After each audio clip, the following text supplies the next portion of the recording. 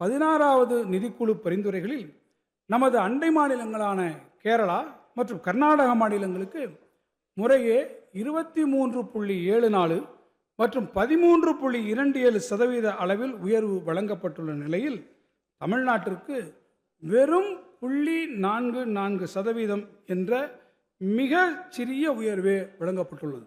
இது ஒப்பிடத்தக்க மாநிலங்களுள் மிகவும் குறைவானதாகும்.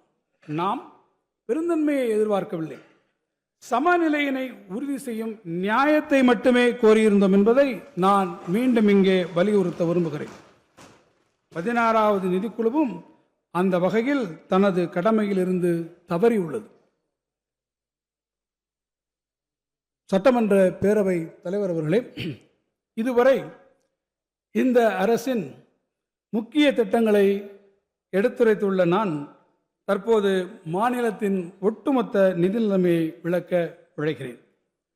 ஒரு கூட்டாட்சி அரசியலமைப்பில் ஒன்றிய அரசு மாநில அரசுகளை நியாயமற்ற முறையில் நடத்திய பல நிகழ்வுகள் கடந்த காலங்களில் கண்டுள்ளோம். எனினும் இந்த அரசு எதிர்கொண்டு வரும் சவால்கள் முன் எப்போதும் தமிழ்நாடு சந்தித்திராத ஒன்று என்று நான் உறுதியாக கூறுவேன்.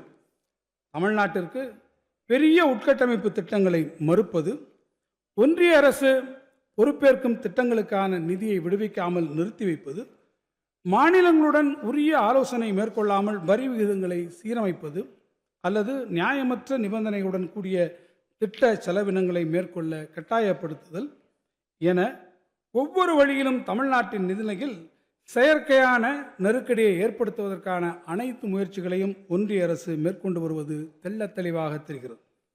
நடப்பு நிதியாண்டில் அரசு எதிர்கொண்டு வரும் சவால்களில் சிலவற்றை இங்கு நான் பட்டியலிட விரும்புகிறேன். பல்வேறு மாநிலங்களில் ஆட்சேபனைகள் மற்றும் எதிர்ப்புகளுக்கு கருத்தில் கொள்ளாமல் சரக்குகள் மற்றும் சேவைகள் வரி விகிதங்களை சீரமைப்பதற்கு சரக்குகள் மற்றும் சேவைகள் வரி அமைப்பு ஒப்புதல் அளித்தது. இதனால் சரக்குகள் மற்றும் சேவைகள் வரி இழப்பீட்டு நடைமுறை முடிவடைந்ததால் ஏற்கனவே ஏற்பட்டுள்ள நிதி நெருக்கடி இடையில் இந்த வரி விகித மாற்றங்கள் மாநிலங்களின் நிதிநிலையில் மேலும் குறிப்பிடத்தக்க அளவிற்கு தாக்கத்தை ஏற்படுத்தும். நடப்பாண்டில் மட்டும் 9600 கோடி ரூபாய் வருவாய் இழப்பு ஏற்படும் என மதிப்பிடப்பட்டுள்ளது.